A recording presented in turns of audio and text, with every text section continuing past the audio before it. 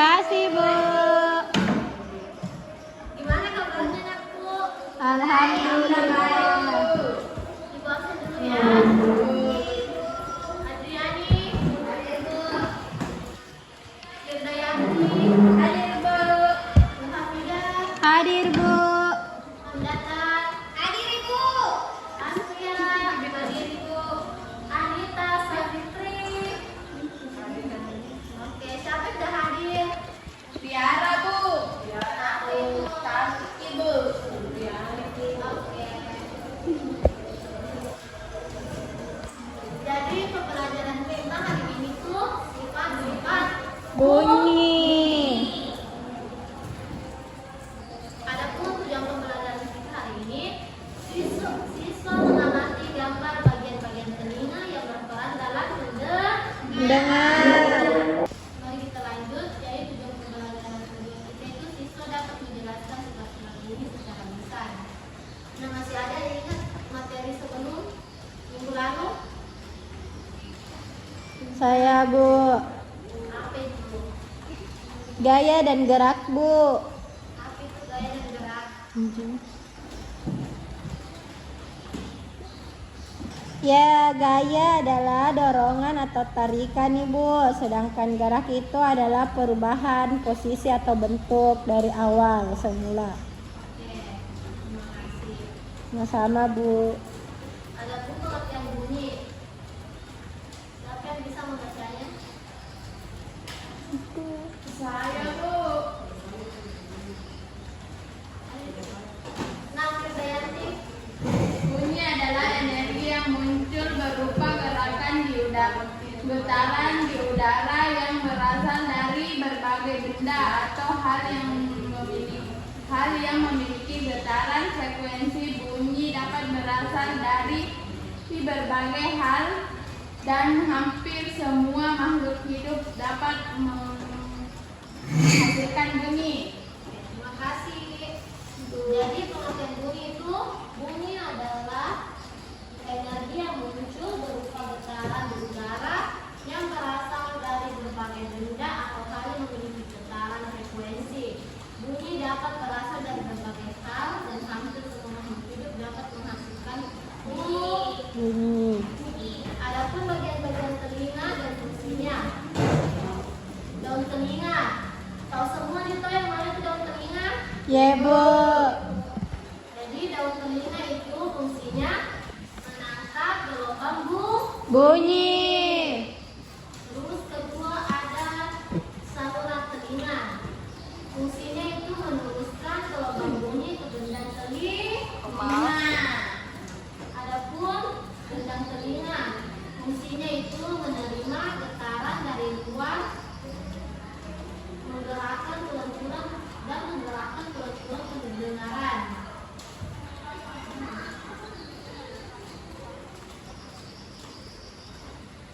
Adapun tulang martil, siapa bisa membacakan fungsinya tulang martil? Saya, Bu. Silakan, Nak Asia. Fungsi tulang martil yaitu menghantarkan getaran suara dari gendang telinga ke tulang landasan. Oke, terima kasih. Adapun tulang landasan, fungsinya itu menyalurkan getaran bunyi dari tulang martil menuju tulang sanggul bunyi. Adapun tulang sanggul B. Fungsi tulang sanggul itu menyalurkan getaran bunyi ke bagian dalam telinga. Adapun saluran semicircular, fungsinya itu menjaga keseimbangan tubuh.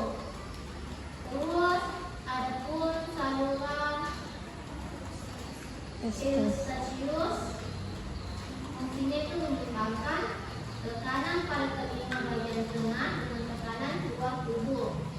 Adapun rumah siput, sifatnya itu mengirimkan getaran atau sinyal ke saraf pendengaran. Adapun saraf pendengaran, fungsinya itu meneruskan sinyal ke otak, sinyal ke otak kita menerjemahkan sinyal sebagai bunyi. Bunyi.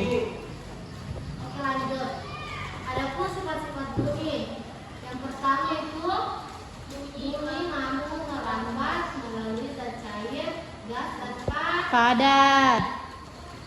Siapa yang bisa membacakannya? Saya Ibu. Oke, Namun Hafidah.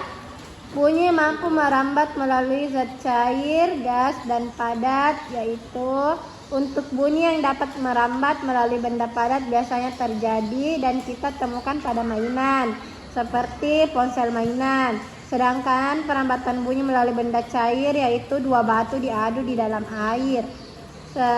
Maka bunyi yang akan dihasilkan bisa kita dengar.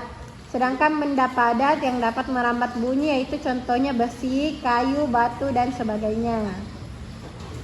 Oke, terima kasih. Terus yang kedua itu ada bunyi dapat dipantulkan. Siapa yang bisa membacakannya? Saya Ibu. Oke, Namun Asih.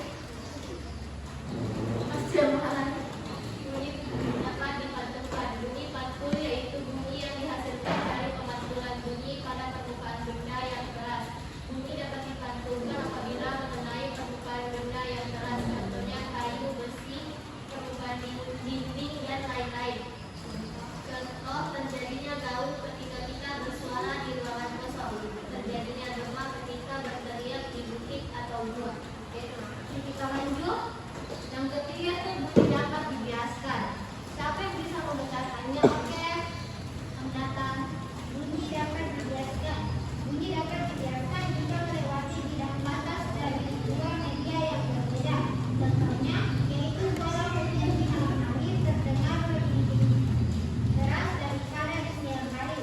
Ini terjadi karena perasaan suara di siang hari lebih rendah dibanding pada malam hari. Oke, terima kasih. Lanjutkan. Ibu ada lagu untuk anak-anak sekolah supaya mengingat apa saja itu sifat-sifat bunyi. Ibu putar ya.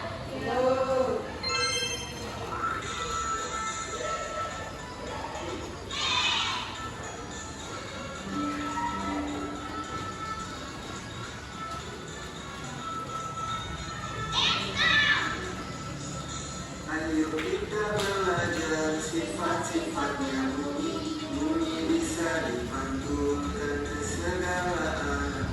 Bunyi dapat merambat melalui media. Bunyi bisa dibiaskan. Media digunakan ada tiga macamnya. Pertama benda padat, kedua benda cair, kemudian yang ketiga yaitu benda gas. Itu semua media perambatan. Ya Bu.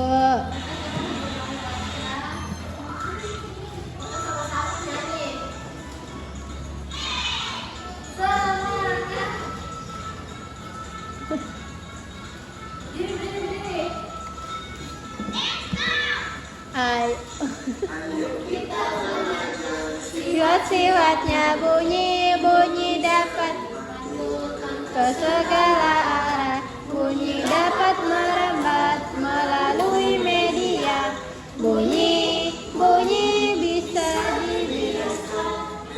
Yang ada tujuh biasanya. Pertama benda padat, kedua benda cair, kemudian yang ketiga yaitu benda gas. Itu sama media perambatan. Hore.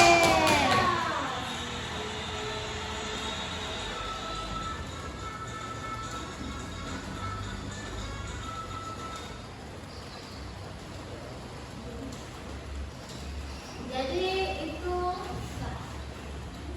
saja materi kita hari ini. Ada yang bisa menyimpulkan materi kita hari ini?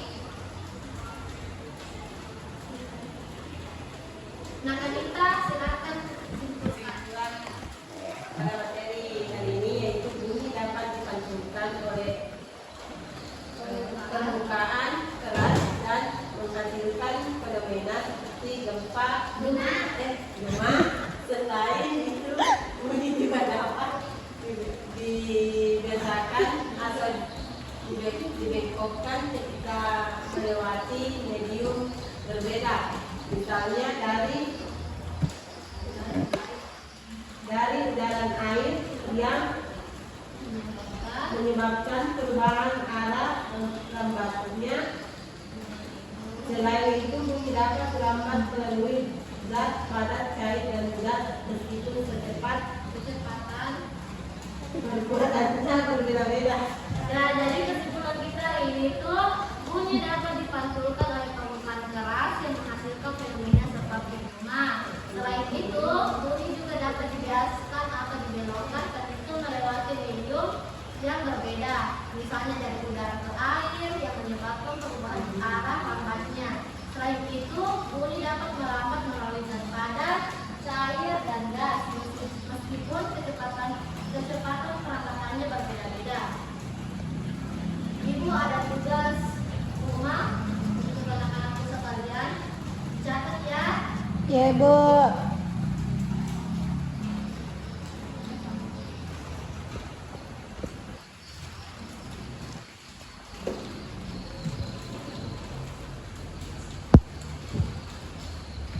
Kalau tidak jelas, Ibu kirimkan ke grup kelas ya. Ya, Bu. Nanti ya besok dikumpulkan. Ya, Ibu.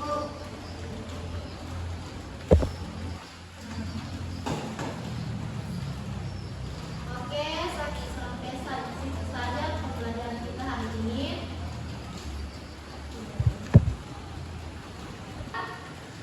Mari kita baca doa terlebih dahulu.